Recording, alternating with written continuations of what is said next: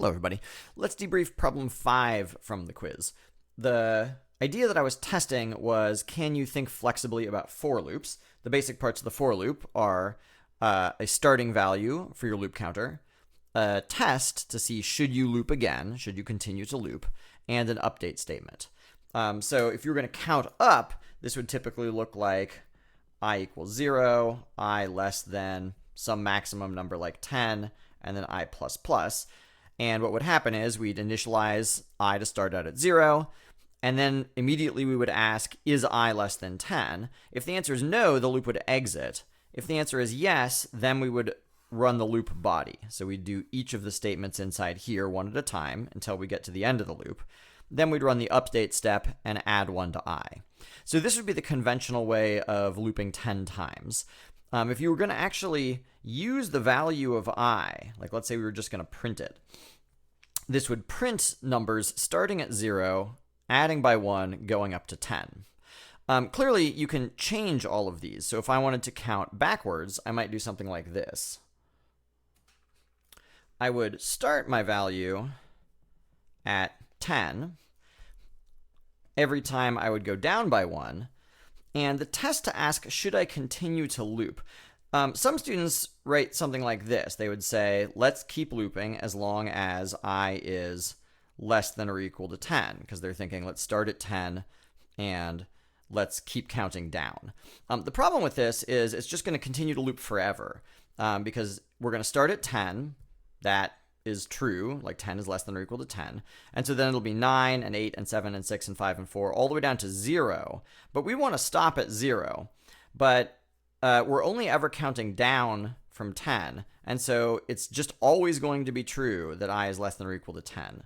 So instead, you would want to think, I want to keep going as long as I is larger than or equal to my ending value.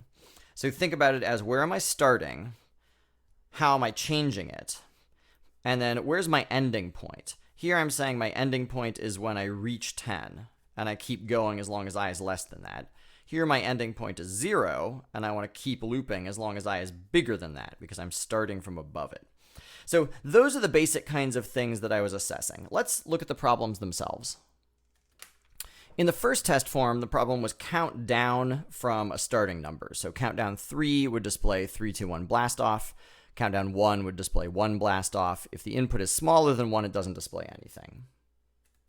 The other form counts up by 2s in the classic cheer 2, 4, 6, 8, who do we appreciate? So appreciate 8 would display 2, 4, 6, 8 appreciate.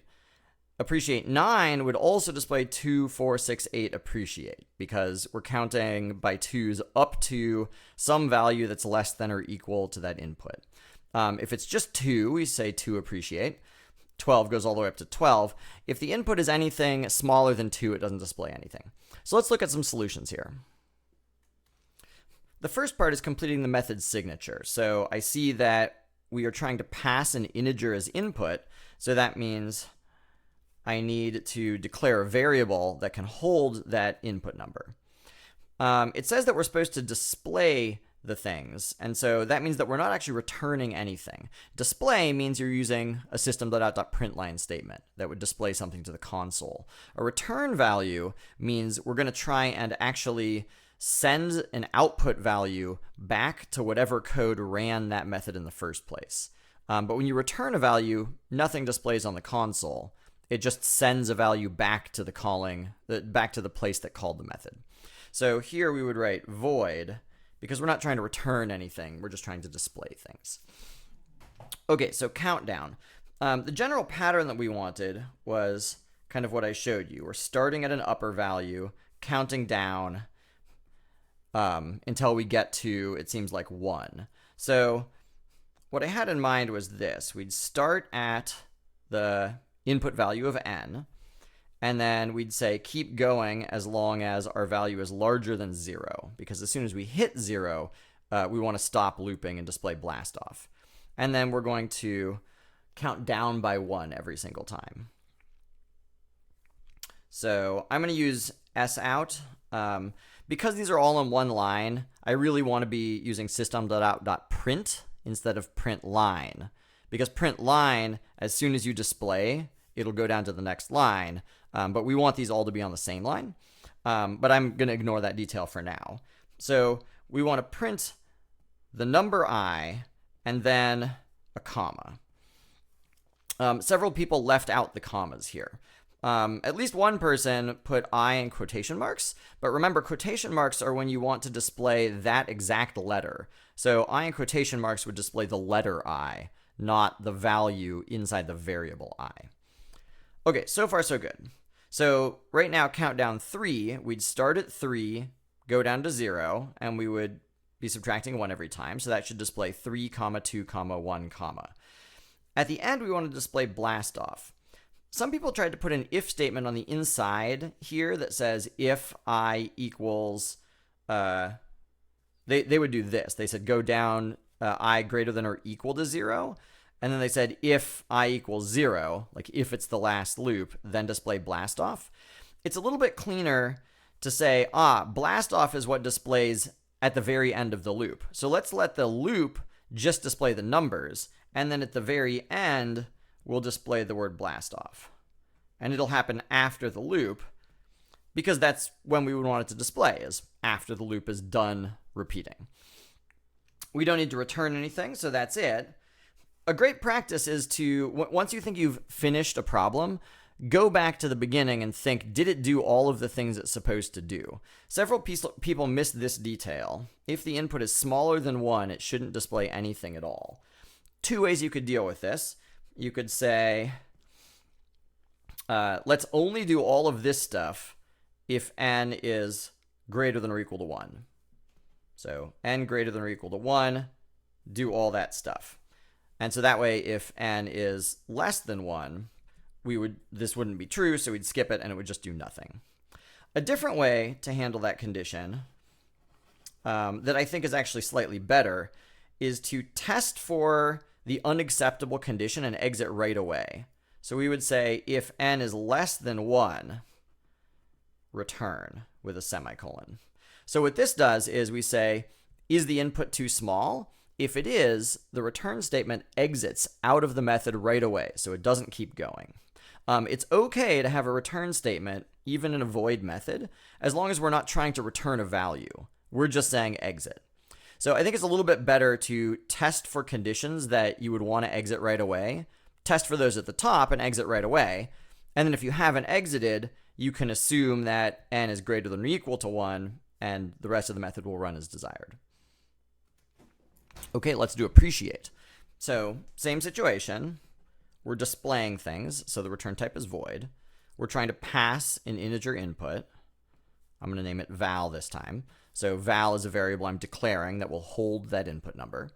Here I'm trying to count up by 2's, starting at 2, ending with val.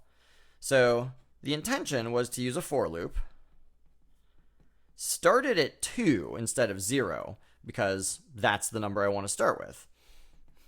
I'm going to keep going. Some people said as long as I is less than val, but the problem there is if the input val is 8, I actually want to display 8.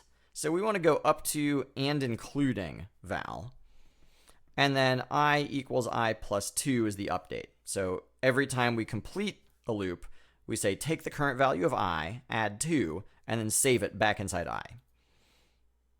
A shorter way of doing this would be to say I plus equals 2, which means the same thing. Okay, so now we're looping starting at 2, counting up by 2's until we get to val. Here we could say I plus the comma and the space. So now that's going to give us the 2, 4, 6, 8. And then at the end, we display appreciate with an exclamation mark. Just like last time, we need to test a condition before we do any of this looping. So let's make sure that, what does it say? The input is smaller than 2. That's when it shouldn't display anything. So we'll say if n is less than 2, I will just return immediately. Otherwise, I'll keep going and display appreciate. Have a closing brace there. Okay, so it's good to have these kind of basic patterns feel very familiar. Programming is a lot like building with Legos, but the Legos are patterns in your mind. And the patterns are a little bit flexible. So here the pattern is, where do you start? Where do you end? How do you adjust? And then to some extent, you can change what happens on the inside here. So you want these patterns to be really comfortable in your mind. I made 8 variations on these problems, and you want to get to the point where you don't really have to think about it. The limiting factor is how quickly you can write. So you should read it. You should think, oh, I see how that fits into this pattern, and just crank out the code. Good luck, team.